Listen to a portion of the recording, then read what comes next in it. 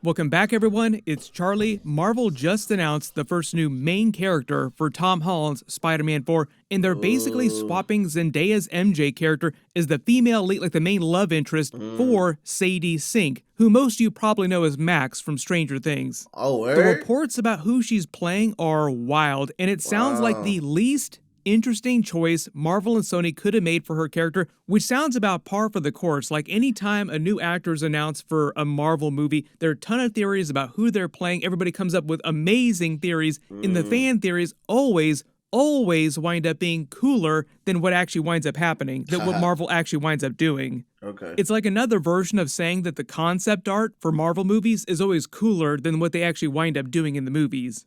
Almost feels like one of those situations where Marvel has Tom Holland leak stuff on purpose just to get people excited about the movies. But it sounds like Sadie Sink's character relies heavily on multiverse tropes we've seen in the last couple similar movies like Deadpool and Wolverine, big multiverse movie, and Spider-Man No Way Home, also big multiverse movie. If you haven't been following the news for Spider-Man 4, it's supposed to be another big multiverse movie just like No Way Home, only even bigger in scope, because they're sandwiching it between Avengers Doomsday and Secret Wars, and Tom Holland's Spider-Man is supposed to be in all of those movies back to back. Okay. So we'll break it all down. I know there are a bunch of questions about the future of Spider-Man because Marvel seems mostly concerned with X-Men Fantastic Four after Secret Wars, but Spider-Man is like the other most popular character that they have access to, one of the most popular characters in the history of the world next to Batman and Superman. So really the pillars of Marvel going forward after Secret Wars are basically X-Men, Spider-Man, and Fantastic Four. And that's assuming that Fantastic Four does well this summer. If it does not do well, it's going to mean some big changes for their plans going forward. I hope it do Because good. they are a critical part of what they're doing in Avengers Doomsday and Secret Wars. Okay. But if you're brand new to the channel, be sure to subscribe to get all the videos. Whatever winds up happening, good or bad or disaster, of course I will do videos. Who you watching this, man? What's up with you, man? My fault. I'm Kevo. Nice to meet you. What's up? For it. Like we saw everything that happened with the whole Sony Spider-Man spin-off universe. That ended in disaster generally. You didn't see that coming? The way that Tom Holland has been hyping up Spider-Man 4, it sounds like they have some better idea, like the good stuff is going into Spider-Man 4, so hopefully it will all wind up working out long term. But if you didn't see the news this past week, Marvel confirmed the first new female lead of Spider-Man 4 will be Sadie Sink. She's a great actress. She's done a great job in Stranger Things. She'll be back as her Max character during Stranger Things Season 5 later this year. They're probably going to split the final season of that show the same way they did with Season 4, though. So it'll be like Season 5 Part 1, and then there'll be a break, and there'll be Season 5 Part 2. Her character... I ain't gonna lie, I forgot what happened, bro. Stranger Things was so long ago, man. I'm gonna have to watch the whole thing. Wow. Has been in a coma since the end of Season 4, but she will be back. Like, she'll come out of that coma. See, I forgot about Right all before that. Marvel announced that she had joined Spider-Man 4, there'd been a lot of talk about her being the new lead pick for Jean Grey in Marvel's X-Men reboot movie, which is set after Secret Wars. Like, we'll see that movie after Secret Wars. Kevin Feige did say that they'd be slowly introducing more big X-Men characters before Secret Wars, like new MCU versions of the characters, just so that everybody wasn't completely surprised by it, like casual audiences didn't go from like 0 to 100 right after Secret Wars. So when Marvel confirmed that Sadie Sink would be replacing Zendaya as the female lead of Spider-Man movies going forward, it kind of raised more questions than it answered, because people are like, wait a minute, does that mean that they're introducing Jean Grey, like the new Jean Grey, in a Spider-Man movie instead? Because that'd be an interesting twist. Or is she going to play some other big redhead? Because all the trades that were making this announcement, and usually get news directly from Marvel, like confirmed news, they only report legit stuff, said that she's probably going to be playing another fan favorite, iconic redhead from the comics who is like a major character. Thinking specifically about iconic redheads from the Spider-Man comics. This is where things get way less interesting, like, oh, Marvel, Sony, it sounds like you made the most boring choice possible. I am sure there'll be all kinds of memes about Medusa and the Inhumans coming back, like, oh, Medusa, most iconic redhead, they're bringing the Inhumans back, they're no longer a joke to Marvel. This has been a running gag the last several years. Like anytime a mystery character is teased, there's always these Inhuman jokes like, oh, they're bringing Inhumans back, Black Bolt, Medusa, all those characters. They're going to be so huge at Marvel now. But no, obviously, we're probably on the same page. Most iconic redhead from the Spider-Man comics would have to be Mary Jane Watson. And it kind of sounds now like Marvel and Sony might be using Sadie Sink as a multiverse version of Mary Jane, made to look way more comic book accurate than Zendaya's alternate spin on the character MJ, whose actual real name in the MCU is Michelle Jones, if you never knew that. MJ goes through this makeover and now she's the popular girl and now Peter likes her, and that's not what happens here. Is really, Peter likes her for exactly who she is and all the little quirks and the weird things that make her. Don't they date in real life? Comment down below. Don't they date in real life?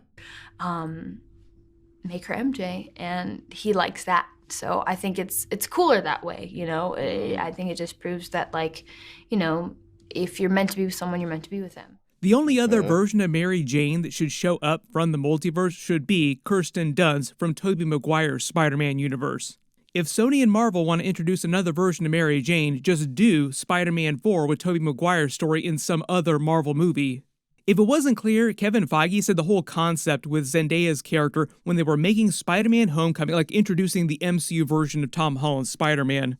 Marvel didn't want to completely redo everything with his origin, his universe, the same way that Sony had kept doing with Tobey Maguire and then Andrew Garfield, with the same cast of characters, just slightly different spins on those characters, but for the most part, the same recurring main cast from the Spider-Man comics.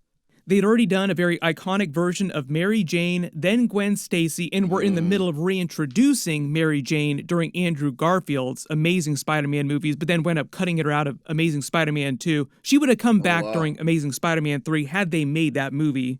But then when MCU Spider-Man came along to put their stamp on it, so to speak, to make MCU Spider-Man feel different, Marvel went in a totally different direction with the Mary Jane love interest character. They made all the Iron Man connections, Ned Leeds, Man in the Chair, and instead of doing a very obvious version of Mary Jane, they wanted to do Mary Jane, but not the exact same version. So they just did MJ, making her look very different, like casting Zendaya looks very different than traditional comic book Mary Jane. And they just said her real name was Michelle Jones, so they could sort of have their cake and eat it too. So she's the MJ of the comics, but not the literal MJ that you've seen all these times before. So if it wasn't clear though, Sadie Sink is meant to be the new main love interest of the Spider-Man movies, starting with Spider-Man 4. They said that they're transitioning to a new supporting cast of friends from the previous Spider-Man trilogy. So Ned Leeds, Zendaya's MJ, still exist in the MCU, but they'll only be referenced a little during the movie. Yeah, because didn't they lose their memory at the end? I think they lost their memory. Like, Zendaya's going to be busy doing other movies while they're filming Spider-Man 4, so she's barely going to be in the movie. And they're basically just giving Spider-Man a new group of friends that will follow him through the next trilogy, Spider-Man 4, 5, and 6. This is actually a very common thing with long-running franchises where they'll cycle the roster of supporting characters and friends. But if they're saying Sadie Sink is just going to be another version of Mary Jane, like iconic redheads from Marvel Comics and Spider-Man Comics, is basically Marvel and Sony just doing the exact same character over again, just with a new coat of paint. Somehow Mary Jane returned. The only reason you would do something like that on a narrative level, like use this multiverse trope, is to justify the existence of the original Mary Jane, Zendaya's MJ, and they've already done that. Like, I feel like the arc for her character was complete in Spider-Man No Way Home. The character doesn't need to justify her existence anymore. We do not need that kind of soap opera in Spider-Man movies with two different versions of Mary Jane slap-fighting each other over Tom Holland's Spider-Man. So just keeping in mind that Marvel made it sound like she'd be playing she look older now. She look way older than Stranger Things. An iconic redhead from the Spider-Man, the Marvel comics. So the only other picks for Sadie Sink would be, say, like Jean Grey, probably the most iconic redhead Marvel has next to Mary Jane in Black Widow. And I'm pretty sure she's not going to play another version of Black Widow because we have Yelena Belova, who's kind of become the new main version of Black Widow, replacing Natasha. Wow. I saw a lot of people wanting Sadie Sink to play Firestar, who's another example of a mutant character, like Marvel was slow-rolling introducing more X-Men mutant characters before Secret Wars. She was introduced on a TV show first, then Marvel wrote Firestar into the comics. Kind of like a Herbie Fantastic Four character, or in the DC universe, Harley Quinn is probably the best example of that, because she debuted on Batman the Animated Series, then they wrote her into DC Comics.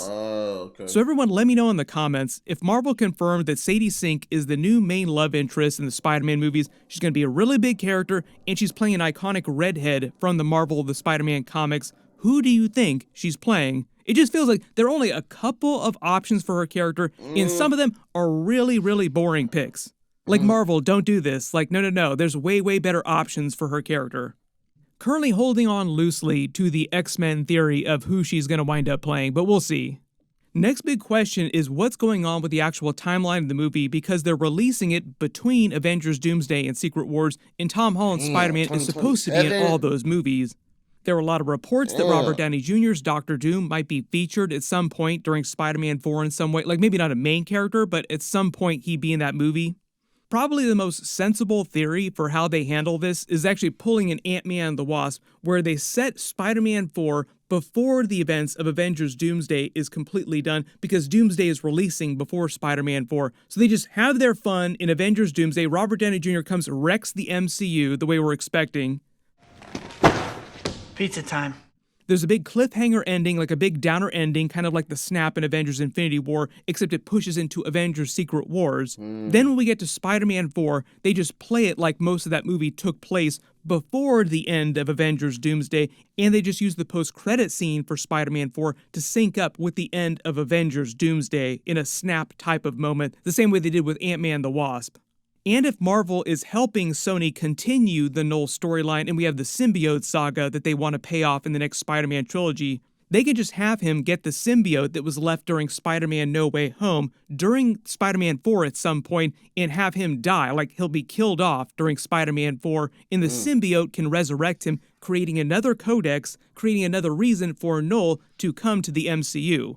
But I'm still expecting them to pull that weird timeline trick, Ant-Man the Wasp style, with the timeline of Spider-Man 4, just so they don't have to deal with too much stuff from Avengers Doomsday.